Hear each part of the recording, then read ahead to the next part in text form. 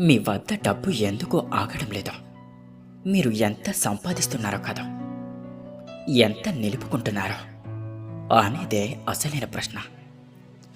రోజూ పని చేస్తున్నారు, సంపాదిస్తున్నారు, కానీ నెల చివరికి ఖాళీగుండే ఎందుకో, డబ్బు మన దగ్గర ఎందుకని ఆగడం లేదు.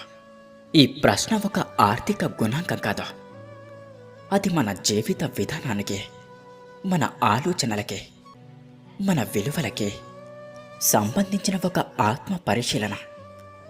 డబ్బు ఒక ప్రవాహం లాంటిది. అది ఒక ప్రవాహంలాగా మెలకువగా ప్రవహిస్తేనే మేలిక, లేదంటే అది అర్థహీనంగా మరుగున పడిపోతుంది. మన దగ్గర డబ్బు ఎందుకు నిలవడం లేదో అనే ప్రశ్నకు సమాధానం మన వైఖరి, మన అలవాట్లు, అలాగే మన దూరం.